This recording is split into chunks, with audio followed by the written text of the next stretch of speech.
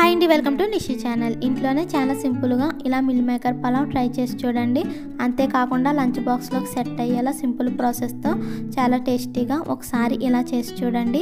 వీడియోలోకి వెళ్ళే ముందు మా ఛానల్ కొత్తగా చూసే వాళ్ళు ఎవరైనా ఉంటే ప్లీజ్ లైక్ చేసి సబ్స్క్రైబ్ చేసుకోండి. ముందుగా ఒక బౌల్లో ఒక కప్పు మిల్ మేకర్ తీసుకోవాలి. అలాగే మరిగించిన వాటర్ వేసుకొని 1/2 టేబుల్ స్పూన్ సాల్ట్ కూడా వేసుకొని 5 నిమిషాల వరకు నాననివ్వాలి. ఇప్పుడు మరొక బౌల్లో 1 గ్లాస్ బాస్మతి రైస్ తీసుకోవాలి. ఈ రైస్ లేదంటే నార్మల్ రైస్తో అయినా చేసుకోవచ్చు. ఈ రైస్ని 2 టైమ్స్ వాష్ చేసి 10 నిమిషాల వరకు నాననివ్వాలి.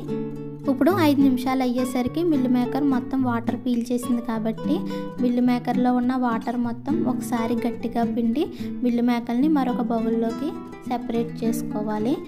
అసలు వాటర్ లేకుండా మిల్ మేకర్ని పక్కకు తీసుకోవాలి. ఇప్పుడు గ్యాస్పై ప్యాన్ పెట్టి 2 table spoon oil, 2 table spoon నెయ్యి వేసుకోవాలి. మనకు కావాలంటే నెయ్యితో అయినా చేసుకోవచ్చు, లేదంటే ఆయిల్తో అయినా చేసుకోవచ్చు. ఆయిల్ హీట్ ఎక్కిన తర్వాత కొన్ని మసాలా స్పైసెస్ వేసుకోవాలి.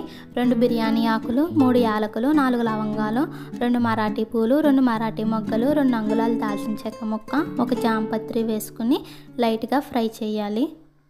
అవి వేగిన తర్వాత సన్నగా కట్ చేసి పెట్టిన 1 క్యారెట్, 1 బంగాళదుంప వేసుకుని 2 నిమిషాల పాటు మంటను మీడియం ఫ్లేమ్లో పెట్టుకుని ఫ్రై చేసుకోవాలి. ఇవి లేవంటే కనుక స్కిప్ చేసేయచ్చు.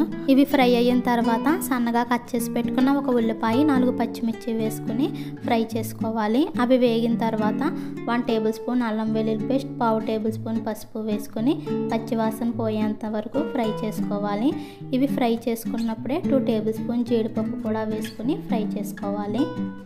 ఇవి వేగిన తర్వాత మనం ముందుగా ప్రిపేర్ చేసుకున్న మిల్ మేకర్ వేసుకుని మరొకసారి కలుపుకోవాలి. ఇది మొత్తం కలిసిన తర్వాత 1/2 కప్పు పెరుగు, 1 టేబుల్ స్పూన్ కారం, కొంచెం కొత్తిమీర వేసుకుని ఒకసారి బాగా కలుపుకోవాలి. ఇప్పుడు మూత పెట్టుకొని మంటను మీడియం ఫ్లేమ్లో పెట్టి 5 నిమిషాల వరకు మగ్గనివ్వాలి. 5 నిమిషాలు అయిన తర్వాత మూతను తీసి మరొకసారి బాగా కలుపుకోవాలి. ఇది మొత్తం కలిసిన తర్వాత మనం ముందుగా వాష్ చేసుకున్న రైస్ని తీసుకోవాలి. రైస్లో వాటర్ లేకుండా రైస్ని తీసుకుని వేసుకోవాలి. అలాగే 1 టేబుల్ స్పూన్ బిర్యానీ మసాలా కూడా వేసుకుని మరొకసారి కలుపుకోవాలి. ఇది బాగా కలిసిన తర్వాత వాటర్ వేసుకోవాలి. మనం ఏ గ్లాస్తో అయితే రైస్ తీసుకున్నామో అదే గ్లాస్తో 2 గ్లాసుల వరకు వాటర్ తీసుకోవాలి. అలాగే టేస్ట్కి సరిపడిన సాల్ట్ కూడా యాడ్ చేసుకుని మరొకసారి మొత్తం కలిసేలా కలుపుకోవాలి. ఇది మొత్తం కలిసిన తర్వాత మూత పెట్టుకుని మంటను లో ఫ్లేమ్లో పెట్టుకుని వాటర్ మొత్తం ఎగిరేంత వరకు ఉడికించుకోవాలి.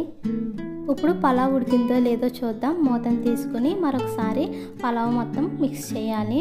మనం పైన కలపకుండా అడుగు నుంచి మరొకసారి కలుపుకోవాలి.